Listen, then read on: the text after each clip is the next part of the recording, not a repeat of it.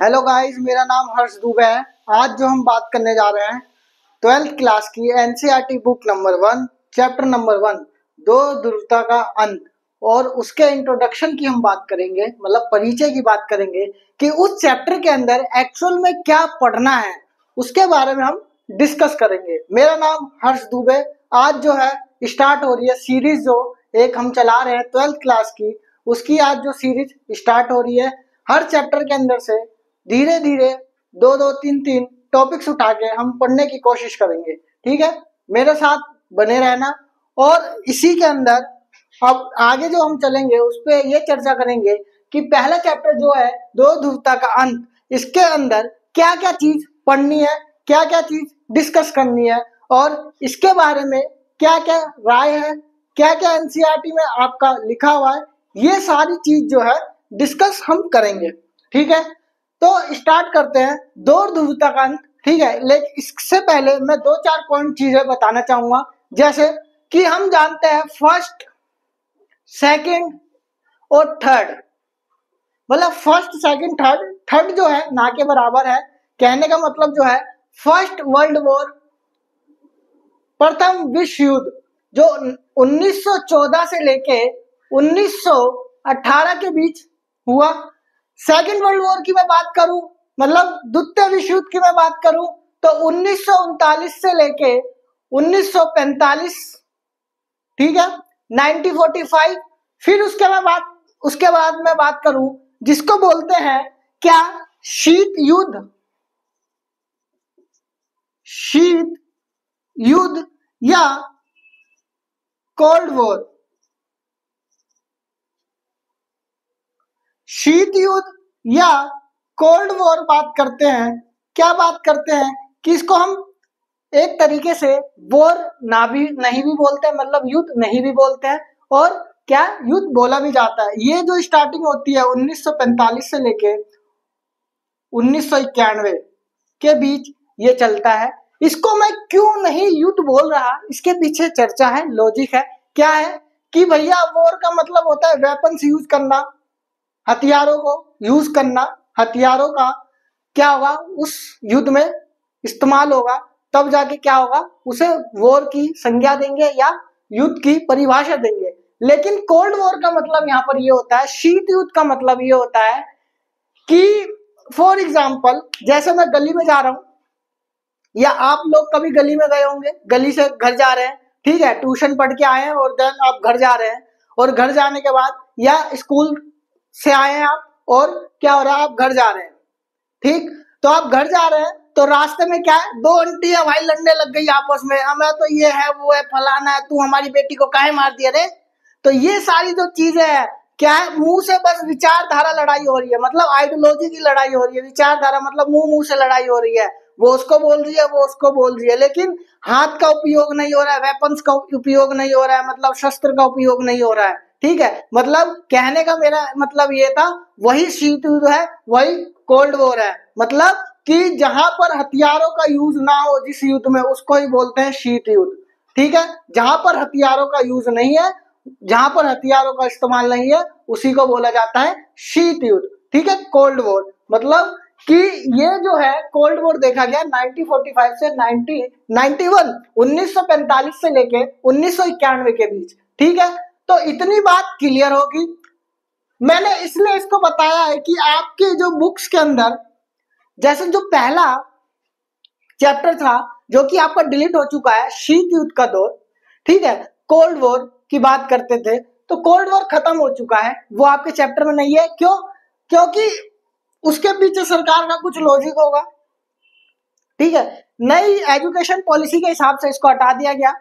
लेकिन जो पहला चैप्टर आपका है दो ध्रुवता का अंत, इसकी जो हम बात कर रहे हैं, इससे पीछे कुछ और भी सुनना पड़ेगा, आपको समझना पड़ेगा। और ये वही चीज है, यही चीज जो देखने के लिए मिलेगी वो यही है कि समझने का या समझने की कोशिश करनी पड़ेगी। इसके अंदर क्या देखने के लिए मिला वो मैंने बता दिया, शीत युद्ध क्या है। ठीक है, लेकिन मैंने ये दो चीज इसलिए लिखी, प्रथम वर्ल्ड वॉर मतलब फर्स्ट वर्ल्ड वॉर, प्रथम विश्व युद्ध देखने के लिए मिला, ये आपको पढ़ना नहीं है, बस मैंने बता दिया कि भाई वर्ल्ड वॉर बात कर रहे हैं, प्रथम विश्व युद्ध बात कर रहे हैं, तो मैं लॉजिक मतलब कि जानने की कोशिश कर रहे हैं तो पहला भी तो हुआ होगा, वो कब हुआ तो वो भी बता दिया मैंने। लेकिन इसको जानना है, इसको ये क्या है, ये जो है इसके अंदर जो है ये बात करते हैं कि भैया जो सेकंड वर्ल्ड वॉर हुआ, विश्व युद्ध हुआ, विश्व युद्ध जो हुआ इसको इसलिए पढ़ते हैं कि एक देश का नाम आपने सुना होगा, USA, United state of America.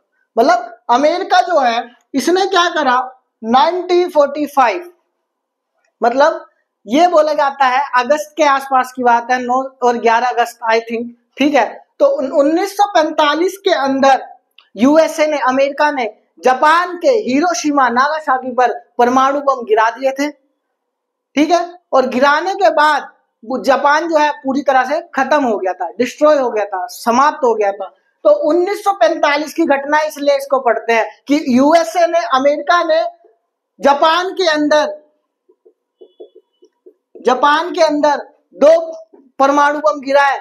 कौन से शहर के? जापान के हिरोशिमा और नागासाकी पर। और बमों के नाम भी थे लिटिल बॉय और फैट मैन, वो गिराए और जापान जो है तहस नहस हो गया, ठीक है। तो वो 1945 की घटना है, तो ये इसलिए पढ़ते हैं बस। तो ये मैंने बता दिया, ये बता दिया, 2 चीज इसके अंदर ये है, ठीक है। अब आते हैं हम बुक्स के अंदर, चैप्टर नंबर 1 के अंदर, 2 ध्रुवता का अंत। इसके अंदर और क्या पढ़ना है? इसके अंदर कई सारी चीज पढ़नी है। जैसे अब 1991 है, एक पढ़ना है 1917। 1917 में क्या है? रशियन रेवोल्यूशन होता है, रूसी क्रांति होती है, बोल्शेविक क्रांति भी बोलते हैं उसको, ठीक है, बोल्शेविक रेवोल्यूशन भी बोलते हैं उसको, ठीक है, अगस्त की क्रांति भी बोलते हैं उसको। तो वो चीज इसके अंदर पढ़ना है, ठीक है। वो क्या है वो मैं जब चैप्टर पढ़ाऊंगा उसके बारे में अभी इंट्रोडक्शन दे रहा हूं कि क्या क्या परिचय है इसके अंदर, क्या क्या चीजें पढ़नी है। फिर उसके तहत क्या, सोवियत यूनियन, सोवियत संघ बनता है। जब सोवियत संघ जब बनता है, सोवियत संघ जब बनता है और सोवियत संघ बनने के बाद कैसे कैसे सोवियत संघ के अंदर क्या क्या चीजें होती हैं उसके बारे में हम डिस्कस करेंगे। और ये भी जानने की कोशिश करेंगे कि सोवियत संघ की विशेषता क्या है।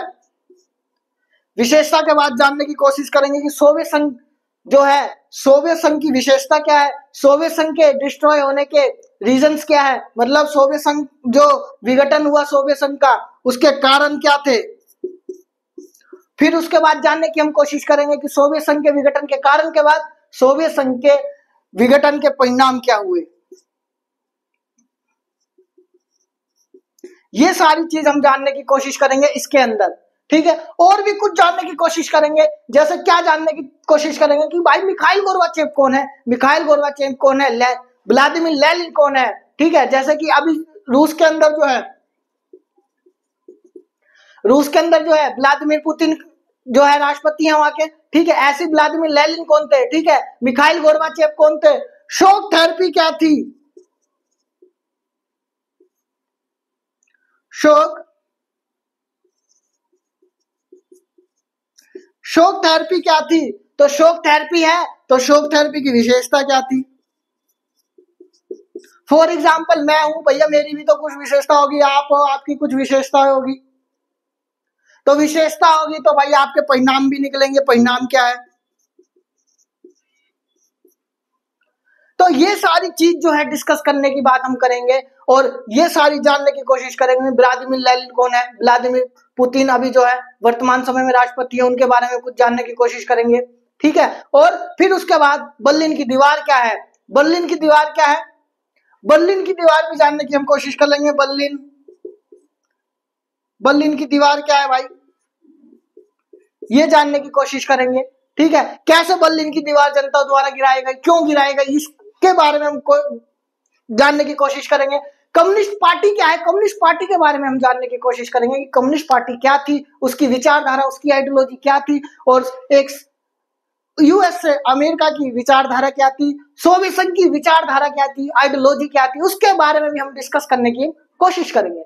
इसी के अंदर और भी कुछ जानने की कोशिश करेंगे, जैसे शॉक थेरेपी मैंने बता दिया, उसकी विशेषता बता दी, उसके परिणाम क्या है, इन सब चीजों के बारे में डिस्कस करेंगे। फिर सोवियत संघ के विघटन के कारण क्या हुए, परिणाम क्या हुए, सोवियत संघ की विशेषता क्या हुई। फिर उसके बाद हम जानने की कोशिश करेंगे इसी के अंदर रशिया और भारत, मतलब रूस और प्लस भारत। रूस और भारत के रिलेशंस क्या है, रूस और भारत की रिलेशनशिप क्या है, रूस और भारत के रिलेशंस को हम जानने की कोशिश करेंगे और इस पे हम चर्चा करेंगे कि क्या है। भाई अभी तो मैं सोवियत संघ बोल रहा हूं, अब रूस बोल रहा हूं, ये क्या है। तो हम सोवियत संघ और रूस को इसलिए पढ़ रहे हैं कि सोवियत संघ जो है 1917 में, आगे मैं अंदर बताऊंगा डीपली, अभी ऊपर ऊपर से बता रहा हूं कि 1917 के अंदर सोवियत संघ जो है 15 से भी अधिक प्लस देशों से मिलकर बना, एक गणराज्य, एक रिपब्लिक बहुत बड़ा, ठीक है। लेकिन 1991 के आते आते क्या हुआ कि भैया ये डिस्ट्रॉय हो गया, खत्म हो गया, और 15 से भी अधिक देशों में ये क्या है, टूट गया। और 3 देश उसमें से सबसे पहले आए, रूस, यूक्रेन और बेलारूस।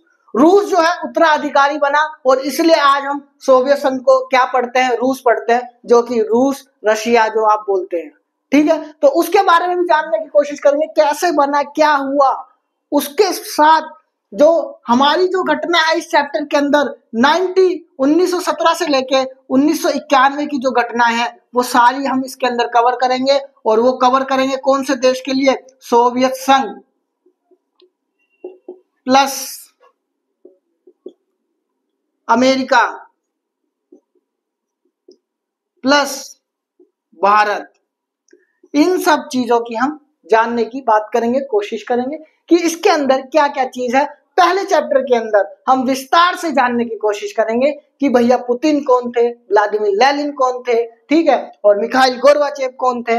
ये सारी चीजें इसके अंदर हम डिस्कस करेंगे। दो ध्रुवता का मतलब क्या होता है, इसका अंत कैसे हुआ, इस सारी चीजों पे हम क्या करेंगे, डिस्कस करेंगे, ठीक है। तो नेक्स्ट जो क्लास आने वाली है वो बहुत जबरदस्त क्लास आने वाली है और इसके डंके की चोट पे बोलता हूं कि भैया जो हमारे साथ जुड़ा रहेगा उसके 90+ नंबर बिल्कुल आएंगे। जैसा मैं बोल रहा हूं वैसा करिए, मेरे लेक्चर अटेंड करिए, नोट्स आप हाथ से लिखिए, मैं व्हाइट बोर्ड पे बहुत कम लिखूंगा।